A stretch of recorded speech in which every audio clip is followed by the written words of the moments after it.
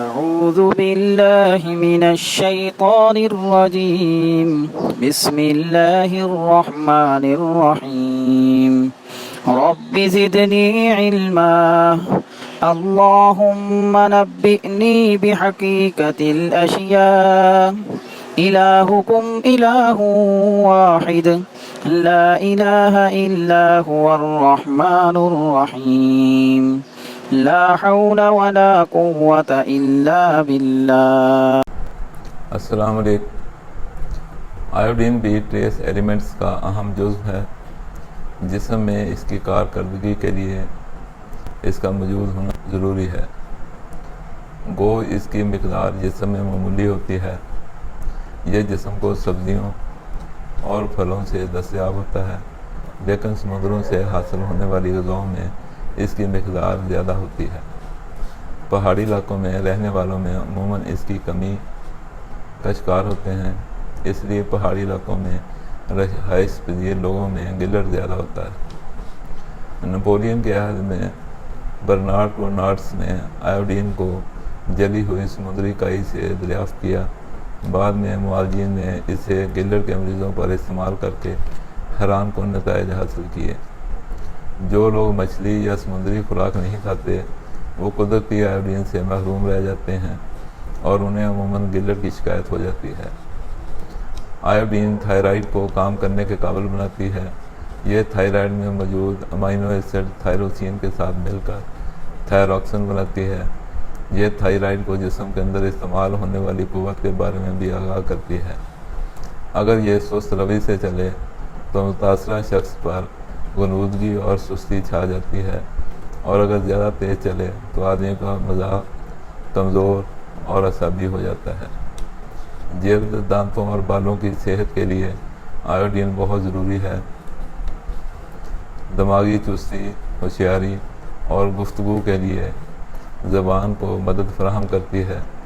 شریانوں میں لچک برقرار رکھ کر کولیسٹرول کو ان میں جمنے نہیں دیتی. نومولود بچوں میں کریٹینزم یعنی دماغ اور قد چھوٹا رہ جانے سے محفوظ رکھتی ہے.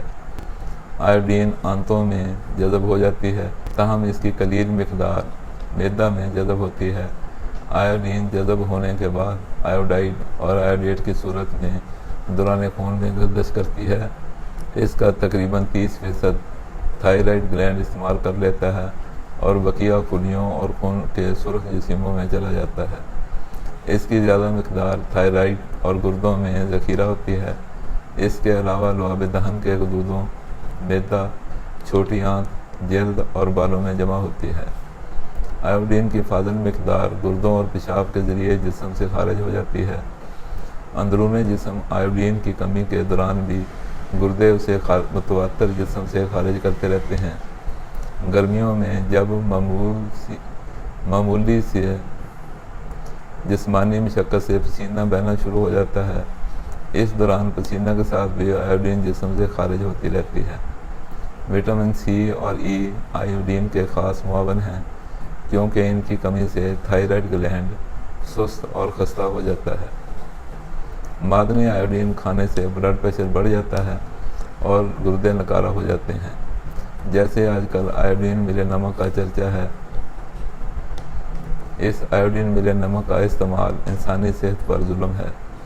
معدنی اور کیمیائی آیوڈین کے استعمال سے جتنا بچنا چاہیے، کیونکہ معمولی مقدار میں اس کی زیادتی بھی تھائراکسن کو بننے سے روک دے گی.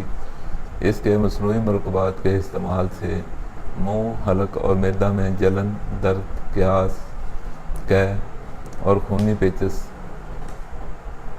اور درد کے ساتھ رک کر پیشاب آنا جیسے عوارضات لاحق ہو جاتے ہیں، اور بالآخر مریض گردے اور دل پھیر ہونے سے مر جاتا ہے.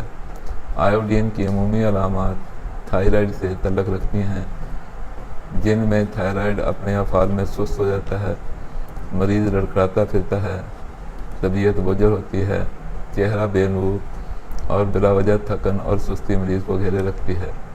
کندھوں کے بلیڈز کے نیچے ہلکا ہلکا درد رہتا ہے. گردوں کے غدود، تھائرائیڈ اور ہنجیریں بڑھ جاتی ہیں. سر میں ہلکا درد اور زندگی میں دلچسپی کم ہو جاتی ہے. سوچ سست اور حرکات بھی سست ہو جاتی ہیں، چہرہ یا جسم کے دیگر حصے متورم ہو جاتے ہیں، نبض باقاعدہ کبھی بہت تیز اور کبھی یکدم بہت سست، ہاتھوں پیروں کی انگلیاں متورم ہو جاتی ہیں، مرطوب موسم تنگ کرتا ہے اور جسم کا وزن بڑھنا شروع ہو جاتا ہے۔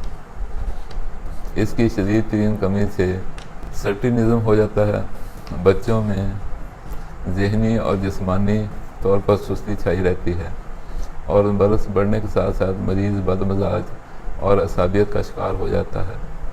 مریض بہت زیادہ کھاتا ہے لیکن اس کے بدن پر اس کا کوئی اثر دکھائی نہیں دیتا، کمزوری کی وجہ سے کوئی کام ڈھنگ سے نہیں کر سکتا، لڑکھڑاتا ہے اور کانپتا ہوا جسم اور پسینہ بھی زیادہ آتا ہے۔ آیوڈین کی کمی سے بچوں کو فالج یعنی پولیو بھی ہو جاتا ہے۔ گرمیوں میں جب پسینہ زیادہ آتا ہے تو جسم سے آیوڈین بھی زیادہ خارج ہو جاتی ہے اور اس کے نتیجے میں بچوں کو پولیو ہو جاتا ہے۔ مشاہدہ کی بات ہے کہ پولیو گرمیوں میں ہوتا ہے۔ عوام الناس کی سوچ کہ پسینہ آیا ہوا تھا اور ٹھنڈی ہوا لگ جائے تو ایسا مسئلہ پیش آتا ہے، بالکل بے بنیاد ہے۔ کمی آیوڈین کی ہوتی ہے اور ٹھنڈی ہوا بدنام ہو جاتی ہے۔ حاملہ خواتین کو آیوڈین والی خوراک کی ضرورت زیادہ ہوتی ہے، اس طرح بچے کے تھائرائیڈ بھی درست ہوں گے اور دوران حمل ماں کا جسم بھی بے ڈول نہیں ہوگا۔ جانوروں خصوصاً بکریوں میں آیوڈین کی ماں کے جسم میں کمی ہونے کی وجہ سے بچوں کو پیدائشی طور پر گلر ہوتا ہے۔ آیوڈین کی کمی سے تھائرائیڈ بڑھنے کے ساتھ خون میں نہا سکتا ہے، ٹیشوز چورمور ہو جاتے ہیں اور گلینڈ بے ترتیب ہو کر سارے جسمانی حسن کو بگاڑ دیتے ہیں۔ مونگ پھلی، سویابین اور گوبھی کے خاندان کی سبزیاں آیوڈین کو جزو بدن بننے میں رکاوٹ ڈالتے ہیں، اس لیے جسم میں آیوڈین کی کمی سے بچنے کے لیے اناج کے چھلکے یا چھلکوں سمیت اناج کو استعمال کرنے کی عادت اپنانی چاہیے تاکہ وٹامن ای اور آیوڈین جسم کو برابر ملتے رہیں۔ اسفنج کے گدے اور سرہانے آج ہر گھر میں موجود ہیں۔ یہ اسفنج مصنوعی ہے اور اس میں دیگر چیزیں اور کیمیکلز ڈالے جاتے ہیں۔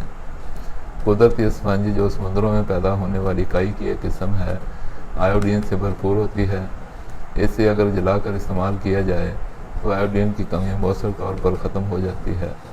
دعاؤں میں یاد رکھیں۔ السلام علیکم۔